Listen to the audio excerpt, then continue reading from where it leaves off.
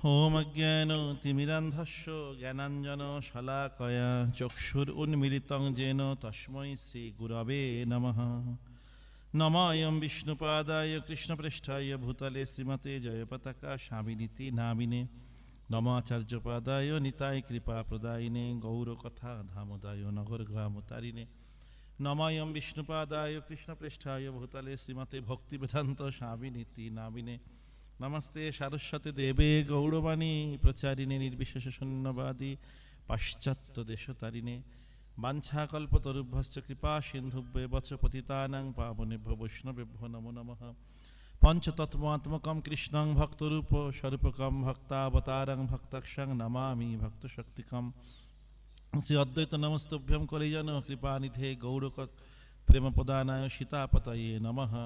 श्री नित्यानंद नमस्तुभ्यं प्रेमानंद प्रदायिने कलु कल्मषनाशाय जाह्नवापतये नमः।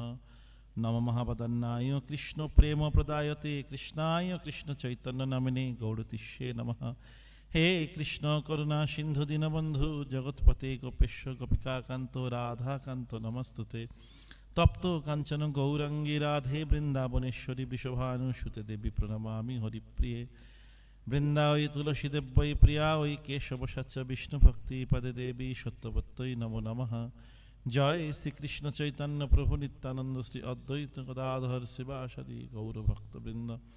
हरे कृष्णा कृष्णा कृष्णा हरे हरे, हरे राम राम राम हरे हरे। ओम नमो भगवते वासुदेवाय। ओम नमो भगवते वासुदेवाय। ओम नमो भगवते वासुदेवाय। श्रीमद्भागवतम प्रथम स्कंध प्रथम अध्याय 2 नंबर, द्वितीय स्कंध प्रथम अध्याय 2 नंबर श्लोक। श्रुतव्यादिनी राजेन्द्र नृणाम सन्ति सहस्रश अपश्यताम आत्मतत्त्वं गृहेषु गृहमेधिनम्। बोलें।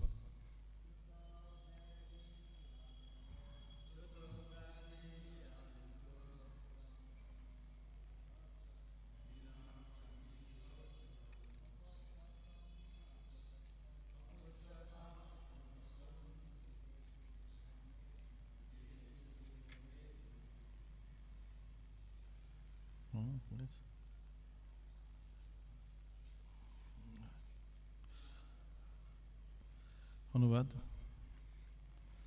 हे राजश्रेष्ठ, आत्मतत्व ज्ञान आलोचनाय उदासीन বিষয়াসক্ত গৃহমেধিদের অসংখ্য শ্রবণীয় কীর্তনীয় এবং স্মরণীয় বিষয়সমূহ আছে। তাৎপর্য: শাস্ত্রে গৃহীদের গৃহস্থ এবং গৃহমেধি এই দুই ভাগে বিভক্ত করা হয়েছে। গৃহস্থ হচ্ছেন তারা যারা স্ত্রী পুত্র সহ গৃহে অবস্থান করলেও আত্মতত্ত্বজ্ঞান লাভের জন্য পারমার্থিক চিন্তায় মগ্ন হয়ে জীবনযাপন করেন। আর গৃহমেধি হচ্ছে তারা যারা তাদের আত্মীয় স্বজনদের স্বার্থসিদ্ধির কাজে কেবল মগ্ন থেকে মাৎসর্যপূর্ণ জীবনযাপন করে। মেধি শব্দের অর্থ হচ্ছে অপরের প্রতি ঈর্ষাপরায়ণ। গৃহমেধিরা কেবল তাদের পরিবারের স্বার্থে মগ্ন থাকায় অবশ্যই অন্যদের প্রতি মাৎসর্য পরায়ণ। তাই গৃহমেধিরা পরস্পরের প্রতি সদাশয় পূর্ণ নন এবং বৃহত্তর ও সামগ্রিক বিবেচনায় এক সম্প্রদায় আর এক সম্প্রদায়ের প্রতি, এক সমাজ আর এক সমাজের প্রতি, এক দেশ অন্য দেশের প্রতি সৌহার্দ্যপূর্ণ সম্পর্কে সম্পর্কিত নয়। কলিযুগে গৃহীরা পরস্পরের প্রতি মাৎসর্য পরায়ণ, কেননা তারা পরম তত্ত্বজ্ঞান সম্পর্কে সম্পূর্ণ অন্ধ বা উদাসীন। তাদের শ্রবণীয় রাজনৈতিক, বৈজ্ঞানিক, সামাজিক, অর্থনৈতিক বহু বিষয় রয়েছে, কিন্তু যথার্থ তত্ত্বজ্ঞানের অভাবে তারা জন্ম, মৃত্যু, জরা, ব্যাধি আদি জীবনের চরম দুঃখ সম্বন্ধীয় সমস্ত প্রশ্নগুলি সম্পর্কে সম্পূর্ণ উদাসীন। প্রকৃতপক্ষে জন্ম, মৃত্যু, জরা এবং ব্যাধিজনিত সমস্ত সমস্যার আত্যন্তিক সমাধান করাই মানব জীবনের প্রকৃত উদ্দেশ্য। কিন্তু গৃহমেধিরা জড়া প্রকৃতির প্রভাবে মোহাচ্ছন্ন হয়ে আত্মতত্ত্ব জ্ঞান লাভের কথা সম্পূর্ণ ভুলে যায়। জীবনের সমস্ত সমস্যার চরম সমাধান হচ্ছে ভগবদ্ধামে ফিরে যাওয়ার মাধ্যমে, যে কথা শ্রীমদ্ ভাগবত গীতায় অষ্টম অধ্যায় 16 নম্বর শ্লোকে বলা হয়েছে, জড়জগতের সমস্ত দুঃখ দুর্দশা, জন্ম মৃত্যু জরাব্যাধি সর্বতভাবে উপশম হয়। ভগবত ধামে ফিরে যাওয়ার উপায় হচ্ছে পরমেশ্বর ভগবানের নাম রূপ গুণ লীলা পরিকর এবং বৈশিষ্ট্য সম্বন্ধে শ্রবণ করা। মূর্খ মানুষেরা তা জানে না, তারা কেবল অনিত্য বস্তুসমূহের নাম রূপ ইত্যাদি সম্বন্ধে শুনতে চায় এবং তাদের আত্যন্তিক কল্যাণ সাধনের জন্য তাদের শ্রবণের প্রবণতাকে কিভাবে নিযুক্ত করতে হয় তা তারা জানে না। বিপদগামী মানুষেরা পরম তত্ত্বের নাম রূপ গুণ আদির সম্বন্ধে অসৎ সাহিত্য রচনা করে, তাই অন্যের প্রতি মাৎসর্য পরায়ণ হয়ে গৃহমেধির জীবনযাপন করা উচিত নয়। শাস্ত্রের নির্দেশ অনুসারে আদর্শ গৃহস্থের জীবনযাপন করাই মানুষের কর্তব্য। শ্রীল প্রভুপাদ কর্তৃক তাৎপর্য সমাপ্ত। হরে কৃষ্ণ। তো আজকে আমাদের গৌড়ীয় বৈষ্ণবদের একটা অত্যন্ত গুরুত্বপূর্ণ দিন।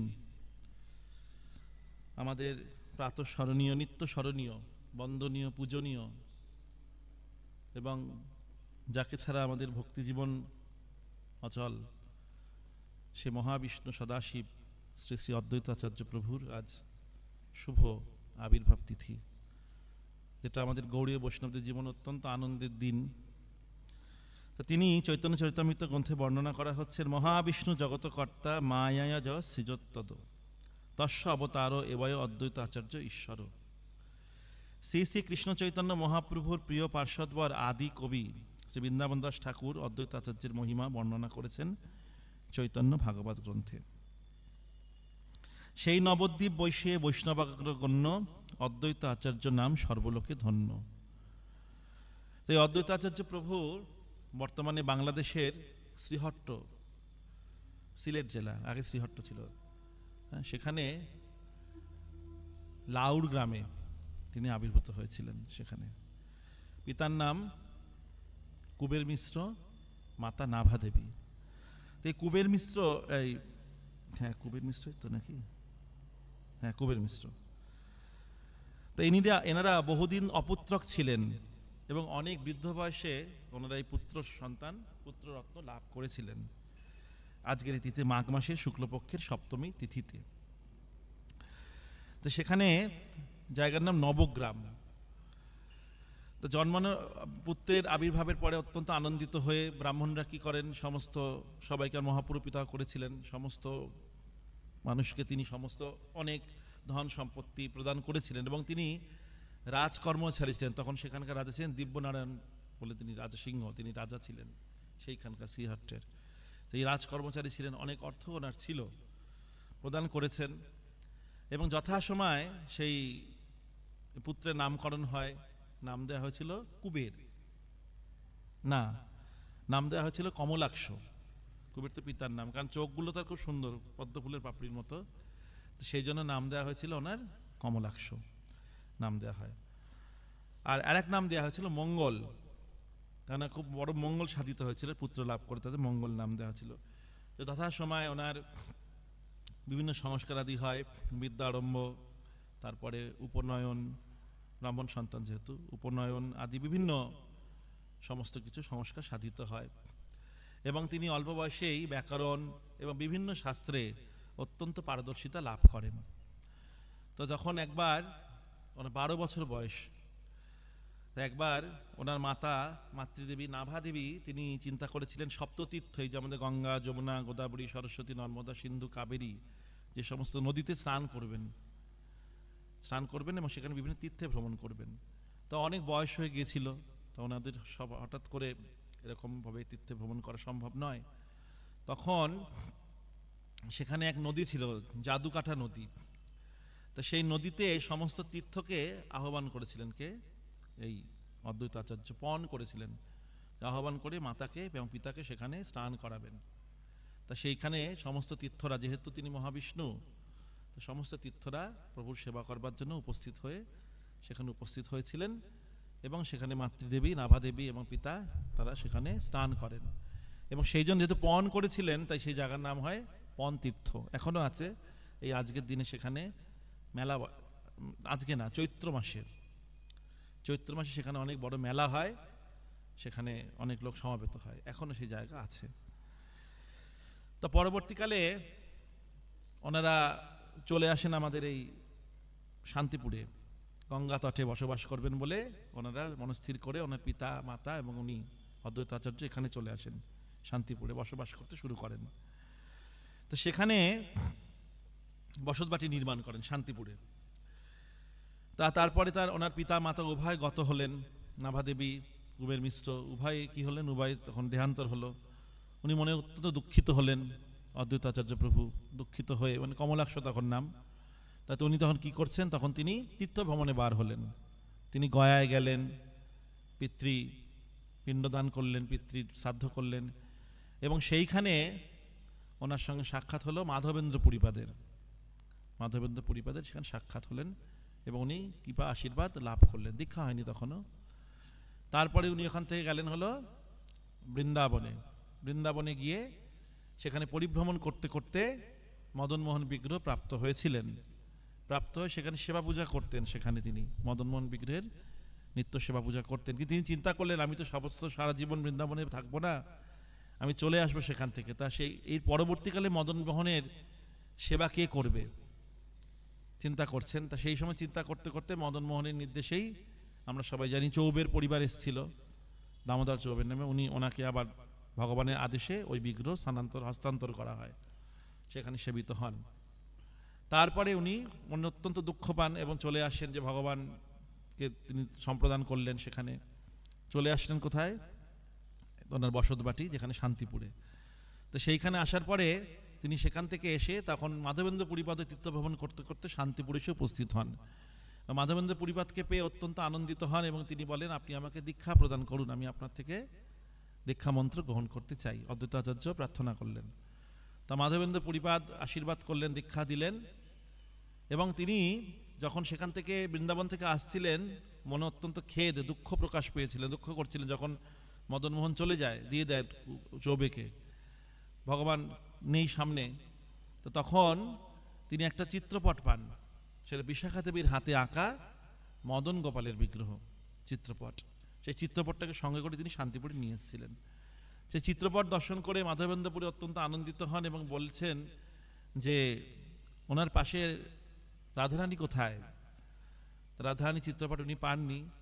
তা মাধবেন্দ্রপুরী নিজে হাতে রাধারানী চিত্রপট এঁকে ওনাকে উপহার দিয়েছিলেন, বলেছেন তুমি এখন থেকে যুগল আরাধনা করবে, যুগল রূপের আরাধনা করবে।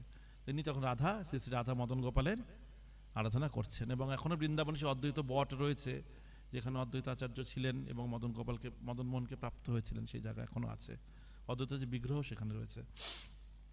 তো এইভাবে অদ্বৈত আচার্য তীর্থভ্রমণ করতে করতে তিনি চিন্তা করেছিলেন যে কোনোদিনও বিবাহ করবেন না, এরকম মনস্থির করেছিলেন। কিন্তু অনেক বন্ধু বান্ধব আত্মীয় পরিজন ছিলেন, ওনাদের অনুরোধে উনি পানি গ্রহণ করবার জন্য প্রস্তুত হয়েছিলেন। এবং তখন নৃসিংহ ভাদুরী বলে একজন মহান বৈষ্ণব ব্রাহ্মণ ছিলেন। সেই নৃসিংহ ভাদুরীর দুইজন কন্যা ছিলেন, সীতা ঠাকুরানী, সীতা দেবী এবং শ্রীদেবী, এবং ওনারা এই যোগমায়ার স্বরূপ, সীতা দেবী এবং শ্রীদেবী। তো ওনাদের তিনি পানি গ্রহণ করেছিলেন। তো শিশুকালে একবার এই নাভাদেবী বাংলাদেশে, তো দুর্গাপুজোর সময় ওনারা দুর্গার প্রতিমা দর্শন করতে গেছেন। তো দর্শন করতে গিয়েছেন, তা সবাই প্রণাম করছে, ওনার পিতা মাতা বা অন্যান্য সমস্ত ভক্তরা। তো ওনাকে বলছে প্রণাম করবার জন্য। তা উনি প্রণাম করছিলেন না, উনি চুপচাপ দাঁড়িয়েছিলেন। তো বলছে প্রণাম করুন, তুমি প্রণাম করো, দেবীকে প্রণাম করো। তো প্রণাম করছে না। তারপর সবাই যখন বলা বলি করছে, তখন তিনি প্রণাম করতে যখন গেছেন, তখন সবাই দেখছেন যে দুর্গা দেবীর যে শ্রীমূর্তি মাথা নিচু হয়ে আছে অদ্বৈত আচার্যের সামনে, মাথা হেঁট করে আছে। কেননা বলছে অদ্বৈত আচার্যের, ওনার সদাশিব যেহেতু ওনার প্রভু, তাই আমি প্রভুর সামনে কি করে আমি মাথা উঁচু করে থাকবো বলে তিনি মাথা নিচু করেছিলেন। তো এইভাবে বিভিন্ন লীলা করতেন। একবার এই নাভাদেবী ওনাকে গৃহে চতুর্ভুজ মূর্তিরূপে দর্শন করেছিলেন, শঙ্খচক্র গদা পদ্মধারী চতুর্ভুজ মূর্তিরূপে দর্শন করেছিলেন। তো এইভাবে বিভিন্ন লীলা করতে করতে তিনি নবদ্বীপে অবস্থান করছেন। অবস্থান করতে করতে হরিদাস ঠাকুর, নামাচার্য ছিল হরিদাস ঠাকুরের সঙ্গে ওনার সাক্ষাৎ হয়। বুড়ান গ্রাম থেকে হরিদাস ঠাকুর ভ্রমণ করতে করতে নবদ্বীপে শান্তিপুরে এসে উপস্থিত হন। তো হরিদাস ঠাকুরকে দর্শন করে অদ্বৈত আচার্য অত্যন্ত আনন্দিত হয়েছিলেন। উভয় ভগবানের মহান ভক্ত এবং কৃষ্ণ কথার অঙ্গে ওনারা জীবনযাপন করতেন। এবং তখন তিনি দেখতেন, তিনি তখন সেইখানে থেকে ভাগবতের সিদ্ধান্ত, গীতার সিদ্ধান্ত অনুসারে তিনি সমস্ত মানুষকে শিক্ষা দিতেন যাতে তারা সঠিক কৃষ্ণ ভক্তির পথে অগ্রসর হন। কিন্তু সেই সময় সমাজ ছিল খুব অবক্ষয়ের সমাজ। তখন বিভিন্ন রকম সম্প্রদায় তারা সব বাসা বেঁধেছিল এবং মানুষকে কৃষ্ণ ভক্তি করতে চাইতো না। সবাই বিভিন্ন দেব দেবতা এদের উপাসনা করত। বাসুলি, চণ্ডী, মনসা, শীতলা আদি বিভিন্ন দেবতাদের, দেবদেবীদের উপাসনা করত, কৃষ্ণ ভক্তি গ্রহণ করতে চাইতো না। এবং সেই দেখে তিনি নিন্দুক পাষণ্ডী এতে ছড়িয়েছিল সমাজ। তো সেই দেখে অত্যন্ত তিনি দুঃখিত হন যে কিভাবে ভগবানকে আহ্বান করবেন। তো সেই চিন্তা করে তিনি সেই মদন গোপালের চিত্রপটের সঙ্গে তিনি গণ্ডকী নদী থেকে প্রাপ্ত এখনো শালগ্রাম শিলাটা আছে, সেই শিলাটা, সেই শালগ্রাম শিলা নিয়ে গঙ্গার তীরে বসে সেইখানে তিনি আহ্বান করলেন কাকে? ভগবান শ্রী চৈতন্য মহাপ্রভুকে। কেবলমাত্র পঞ্চোপচারে পূজা, ধূপ দীপ নৈবেদ্য তুলসী আর গঙ্গা জল এই অর্পণ করে তিনি হুঙ্কার করতেন। এবং সেই হুঙ্কারের শব্দ এই ব্রহ্মাণ্ড ভেদ করে একদম বৈকুণ্ঠে চলে গেছে। বৈকুণ্ঠে গিয়ে সেখানে ভগবান বিষ্ণুর সিংহাসনকে নাড়িয়ে দিয়েছেন। এবং তিনি মহাপ্রভু মানে ভগবান তিনি যথাসময়ে ফাল্গুনী পূর্ণিমা তিথিতে অবতীর্ণ। যখন অদ্বৈত আচার্য এই লীলা করছেন তখন ওনার ভাই 52 বছর, মানে মহাপ্রভুর থেকে 52 বছরের বড় অদ্বৈত আচার্য। তিনি মহাপ্রভুকে আহ্বান করলেন। আহ্বান করে মহাপ্রভু আবির্ভূত হলেন। এই জন্য মহাপ্রভু ওনাকে নাড়া নামে সম্বোধন করতেন, যে নাড়িয়ে দিয়েছেন, ওনার আসনটাকে নাড়িয়ে দিয়েছিলেন, নাড়া। এবং আমাদের গৌড়ীয় বৈষ্ণবেরা গৌরানা ঠাকুর বলেন ওনাকে, যেহেতু মহাপ্রভুকে নিয়ে এসেছিলেন তাই গৌরানা ঠাকুর। তো এইভাবে মহাপ্রভু আবির্ভাব হওয়ার পরে সীতা ঠাকুরানী, অদ্বৈত আচার্য সবাই শান্তিপুর থেকে দর্শন করতে গিয়েছিলেন কোথায়? নবদ্বীপে।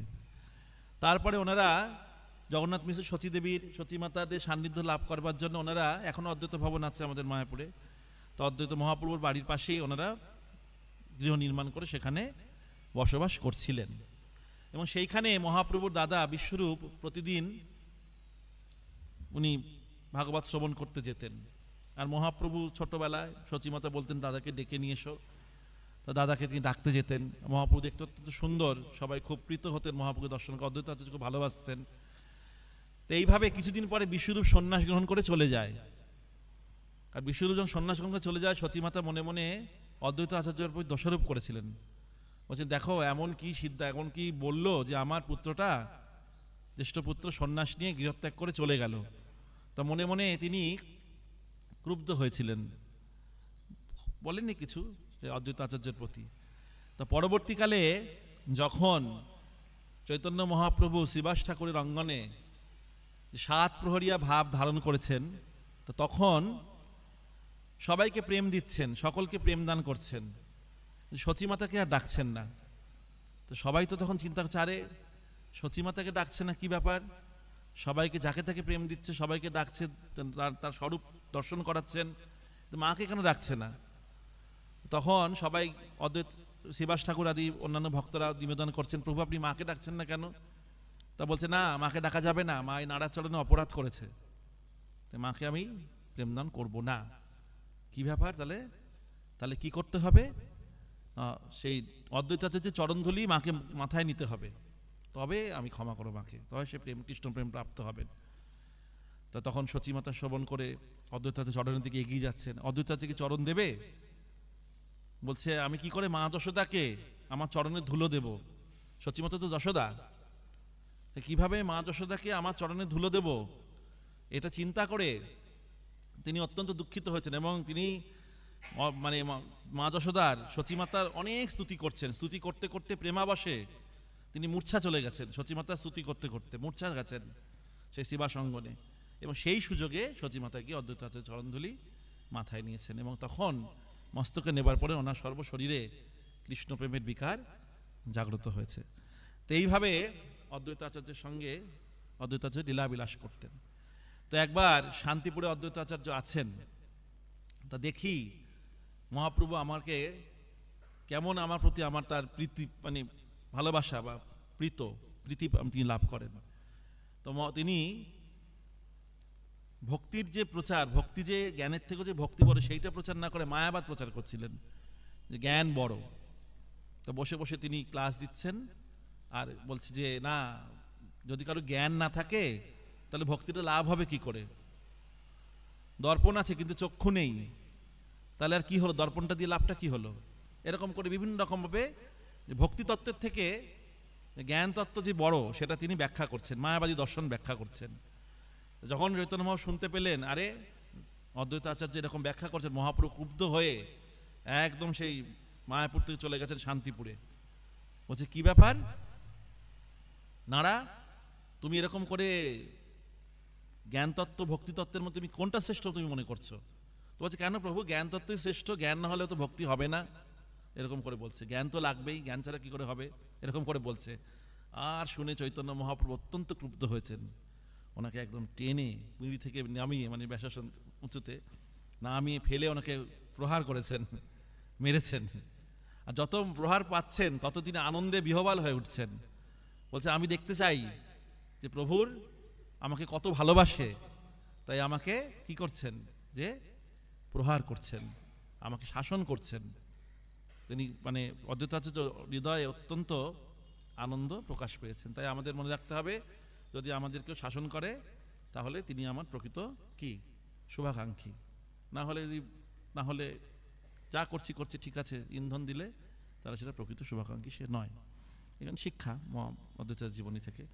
তা তারপরে তিনি বললেন না, প্রেম ভক্তি মানে ভক্তিটাই বড় প্রচার, নিজের একটা লীলা করছেন এটা আর কি, আর কিছু না। তো এইভাবে যখন চৈতন্য মহাপ্রভু সন্ন্যাস গ্রহণ করে চলে যাবেন কোথায়, বৃন্দাবনে মনস্থির করেছেন, তো সেই খবর অদ্বৈতাচার্যকে জানানো হয়নি। নিত্যানন্দ প্রভু জানতেন, জগদানন্দ পণ্ডিত, মুকুন্দ এনারা জানতেন, দামোদর এরা চারজন জানতেন। তো তখন অদ্বৈত জানানো হয়নি। তো মহাপ্রভু তো একদম প্রেমাবাসে বৃন্দাবনের ভাবে একদম বিভোর হয়ে রয়েছেন। তা গঙ্গা কোথায় যমুনা চিন্তা করতে করতে তিনি হাঁটছেন গঙ্গার তীর থেকে। তা নিত্যানন্দ বলছে এই তো যমুনা, বলে ঝাঁপ দিয়েছে যমুনায়। ঝাঁপ দেওয়ার পরে উঠে কাপড় নেই, এক বস্ত্রে তিনি গৃহত্যাগ করেছেন, কাপড় চোপড় নিয়ে তো গৃহত্যাগ করেননি, এক বস্ত্রে গৃহত্যাগ করেছেন। তো ওই গঙ্গা থেকে তিনি উঠে ঝাঁপ দিয়ে উঠে স্নান করে দেখছেন যে সামনে অদ্বৈত আচার্য দাঁড়িয়ে আছে কৌপিন বহির্বাস নিয়ে। তা বলছে আরে বৃন্দাবনে আবার এই নাড়া কোথা থেকে এসে উঠলো এখানে? বলছে বৃন্দাবনে এই আচার্য কোথা থেকে আসলো? অদ্বৈত আচার্য নাড়া কোথা থেকে, নাড়া বলতে নাড়া কোথা থেকে আসলো? এটা তো বৃন্দাবন না, এখানে নিশ্চয়ই তোমরা ছল করেছো আমার সঙ্গে। নিত্যানন্দকে বলছে এটা তো তখন বাহ্য জ্ঞানটা চলে এসছে তখন মহাপ্রভুর। বলছে না, তোমরা আমাকে ছল ছাতুরি করে এরকম গঙ্গা বলে গঙ্গাকে যমুনা বলে আমাকে এখানে পাঠালে, এসে দেখি অদ্বৈতাচার্য দাঁড়িয়ে আছে। তা বলছে প্রভু এখন আপনি কৃপা করে আমার গৃহে চলুন শান্তিপুরে। নৌকা সহযোগে মহাপ্রভুকে সঙ্গে নিয়ে, নিত্যানন্দ প্রভুকে সঙ্গে নিয়ে গেছেন। সেখানে গিয়ে অনেক মহোৎসব হয়, সচিমাতা আসেন, রান্নাবান্না, অনেক সুন্দর সুন্দর বর্ণনা চৈতন্য চরিতামৃতে রয়েছে এগুলো। সেখানে মহাপ্রভু সেবা করেন সেইভাবে।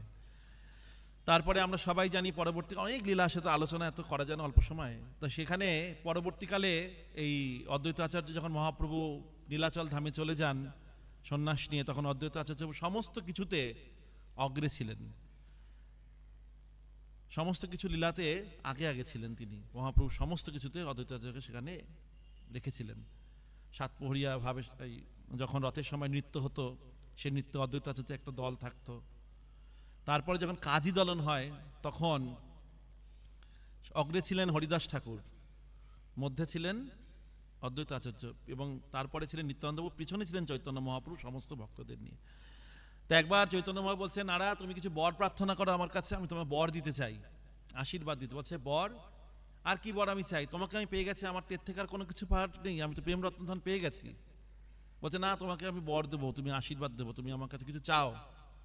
তা বলছে যদি তুমি দিতেই চাও তাহলে তুমি যত মানে ম্লেচ্ছ অন্তজ যত নিম্নকুলে যারা আছে, স্ত্রী, মূর্খ, চণ্ডাল, সবার মধ্যে যেন কৃষ্ণপ্রেম বিতরণ হয়, তুমি আমাকে সেই বর দাও, আমি যেন সেই রকম ভাবে সবাইকে কৃষ্ণ প্রেম প্রদান করতে পারি। তো মহাপ্রভু সন্ন্যাস নেওয়ার পর যখন চলে যাবেন অদ্বৈত গৃহ থেকে, অদ্বৈত খুব দুঃখিত হয়েছিলেন। তা তিনি বলছেন, প্রভু আমি তোমার সঙ্গে যেতে চাই। নিত্যানন্দ প্রভুপাদি যাচ্ছেন, আমিও আপনার সঙ্গে যেতে চাই। তা বলছেন, না, তুমি এখানে থাকো, বাংলায় থেকে প্রেম ভক্তি প্রচার করো, এখানকার ভক্তদেরকে সান্ত্বনা দেবে আমি চলে গেলে। বলছে নদিয়া থেকে, নদিয়া ইন্দু মানে মহাপ্রভু তিনি চলে যাচ্ছেন। তা যখন চাঁদ যখন থাকে না কি হয়, অন্ধকার অমাবস্যা হয়ে যায় না, তো বলছে এখন নদিয়া অন্ধকার হয়ে যাবে, তা আমি অন্ধকারে থাকতে পারবো না, আমি আপনার সঙ্গে যেতে চাই। তা বলছে, না, তোমাকে এখানে থাকতে হবে, এখানে থেকে তোমাকে এই সমস্ত ভক্তদের সান্ত্বনা দিতে হবে, আমার মাকে দেখাশোনা করতে হবে, সান্ত্বনা দিতে হবে, আর কৃষ্ণপ্রেম প্রচার করতে হবে। তাই তুমি এখানে থাকো, বছরে তুমি যখন রথযাত্রার সময় আমার কাছে আসবে। তো এইভাবে একবার অদ্বৈত আচার্য শান্তিপুরে হরিদাস ঠাকুর রয়েছেন, তো সেইখানে হরিদাস ঠাকুর আছেন এবং তার পিতার শ্রাদ্ধ করছেন, পিতৃশ্রাদ্ধ হচ্ছে।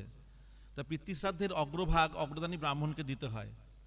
তা তিনি সেই কোনো অগ্রদানী কোনো ব্রাহ্মণকে না দিয়ে হরিদাস ঠাকুরকে প্রদান করেছিলেন, হরিদাস ঠাকুরকে। তো সেই দেখে সমস্ত ব্রাহ্মণ সমাজ অত্যন্ত ক্রুব্ধ হয়েছিলেন। কি ব্যাপার, যে আমাদের কাউকে না ডেকে সে শ্রাদ্ধের অগ্রভাগ কি করে একজন যবনকুলে আবির্ভূত হয় একজন হরিদাস ঠাকুরকে এরকম করে প্রদান করা হলো, এই নিয়ে স্মার্ত ব্রাহ্মণ সমাজ খুব ক্রুব্ধ হয়েছিলেন। তো অদ্বৈত আচার্য বলছেন, স্মার্ত ব্রাহ্মণদের থেকে হরিদাস ঠাকুরের মহিমা অনেক বেশি। তিনি প্রতিদিন অভঙ্গ 3 লক্ষ হরিনাম করেন। হরিদাস ঠাকুরের মহিমা সমস্ত বেদেও বর্ণনা করতে পারবে না। তা আমি সেই স্মার্ত ব্রাহ্মণদের কিভাবে আমি যোগ্য, আমার পিতৃশ্রাদ্ধের অগ্রদান কিভাবে তাদের করব? সেই জন্য তিনি হরিদাস ঠাকুরের মহিমা প্রচার করবার জন্য, সম্মান দেবার জন্য তিনি হরিদাস ঠাকুরকে দান করেছিলেন পিতৃশ্রাদ্ধ। তো এইভাবে অদ্বৈত আচার্যের অনেক লীলা রয়েছে। তো একবার অদ্বৈত আচার্য গৃহে বসে ধ্যান করছেন, বিভিন্ন ভগবানের বিভিন্ন রূপের ধ্যান করছেন। যতবার যে রূপে ধ্যান করেন তো সেইখানে দেখে মহাপ্রভু এসে উপস্থিত। সে মহাপ্রভুকে ধ্যানে আর কাউকে সেই রূপ দেখতে পাচ্ছে না, খালি দেখছে মহাপ্রভু আর মহাপ্রভু খালি এই। তো তখন তিনি দেখতে দেখতে দেখছে স্বয়ং সাক্ষাৎ মহাপ্রভু ওনার গৃহের সামনে এসে উপস্থিত হয়েছেন, এবং তখন তিনি সেই মহাপ্রভু চরণের সেবা করতে লাগলেন। বলছেন কিভাবে সেবা করছেন, প্রথমে চরণ ধুই সুবাসিত জলে, শেষে গন্ধে পরিপূর্ণ পাদ পদ্ম ঢালে। প্রথমে চরণটাকে ধোয়ালেন কিভাবে, সুন্দর সুগন্ধযুক্ত জল দিয়ে, তারপরে বিভিন্ন গন্ধ দিলেন সেখানে। চন্দনে ডুবাই দিব্য তুলসী মঞ্জরি, চন্দনের মধ্যে তুলসী মঞ্জরি ডুবিয়ে প্রদান করলেন। অর্ঘ্যের সহিত দিলা চরণ উপরি, অর্ঘ্য প্রদান করলেন চরণের উপর। গন্ধ পুষ্প ধূপ দিয়ে পঞ্চ উপচারে, পূজা করে প্রেম জলে বহে অশ্রুধারে। গন্ধ ধূপ দ্বীপ পঞ্চ উপচারে পুজো করলেন, এবং অশ্রু, নয়নে অশ্রু দিয়ে তিনি, নয়নে অশ্রু প্রেম জল, এটা সাধারণ নয়, প্রেম জলে নয়নে অশ্রু দিয়ে তিনি মহাপ্রভু চরণ ধৌত করলেন। পঞ্চশিখা জালি পুনঃ করেন বন্দনা, শেষে জয় জয়ধ্বনি করেন ঘোষণা। পঞ্চশিখা মানে পঞ্চপ্রদীপ জেলে মহাপ্রভুকে আরতি করে মহাপ্রভু জয়ধ্বনি দিয়ে তিনি সেই পূজা সমাপন করলেন। তো এইভাবে, এবং মহাপ্রভু এই অদ্বৈত আচার্যের সঙ্গে নিত্যানন্দ প্রভুর প্রায় কলহ হতো বিভিন্ন কারণে, প্রেম কলহ। এই যে আমাদের পিছনে ছবি আছে, এই ছবিটা এখানে। তো নিত্যানন্দ প্রভুকে তিনি বলতেন, এই সব জায়গায় ঘুরে ঘুরে বেড়ায়, যেখানে সেখানে যায়, যার বাড়ি অন্ন খায়, এরকম করে মাঝে মাঝে বলতেন। তো একবার অদ্বৈত আচার্যের গৃহে মহাপ্রভু নিত্যানন্দ প্রভু উভয়কে নিমন্ত্রণ করা হয়েছে, নিমন্ত্রণ করে প্রসাদ পাচ্ছেন ওনারা। তা নিত্যানন্দ প্রভু কী করেছে, অন্ন ছুঁড়ে অদ্বৈত আচার্যের গায়ের মধ্যে ছুঁড়ে ফেলেছে, অন্ন খেতে খেতে। মহাপ্রভু না, নিত্যানন্দ প্রভু তো একটু অবধূত, এরকম মজা করতেন। তো অন্ন নিয়ে অদ্বৈত ছুঁড়ে দিয়েছেন। আর ছুঁড়ে দেওয়ার পরে অদ্বৈতাচার্যের সেই অন্ন গায়ে লেগে একদম প্রেম ভক্তি আরো অতিরিক্ত জাগ্রত হয়ে উঠে তিনি সেই ঘরের সামনে, তাদের সামনে ওরা প্রসাদ পাচ্ছে, উনি নৃত্য করতে আরম্ভ করেছে। এই ছবিটা, এই যেখানে নৃত্য করছে হাত দুশো করে, উনি নৃত্য করছেন। তো এইভাবে বিভিন্ন সময় অদ্বৈত নিত্যানন্দ প্রভুর সঙ্গে, এবং নরেন্দ্র স্বামী স্নান করবার সময় একদম বালকের মতন উভয়ে। তো মহাপ্রভু সেই দেখে হাসতেন, আবার স্বরূপ দামোদরকে বলতেন, ওদের এই বালকোচিত এই মনোভাবকে সংযত করতে বলো, ওদের দেখে সবাই কি বলবে। মানে সেরকম করে জলকেলি করতেন, এর গায়ের মধ্যেও পড়তেন, ধাক্কা দিতেন, মানে খুব সুন্দর লীলা করতেন। তো এইভাবে আমরা শ্রী শ্রী অদ্বৈত আচার্য প্রভুর কাছে প্রার্থনা করি, যাতে আমরা মহাপ্রভু নিত্যানন্দ প্রভু শ্রী চরণ কমলে আমাদের প্রেম ভক্তি লাভ হয়। কারণ অদ্বৈত আচার্য প্রভু ছাড়া গৌরনিতাইকে আমরা কখনোই প্রাপ্ত হতে পারবো না, তাই না? জয় শ্রী শ্রী অদ্বৈত আচার্য প্রভু কি, অদ্বৈত সপ্তমী তিথি মহা মহা উৎসব কি, জয় জয় নিতাই গৌর প্রেমানন্দে, হরি হরি বল।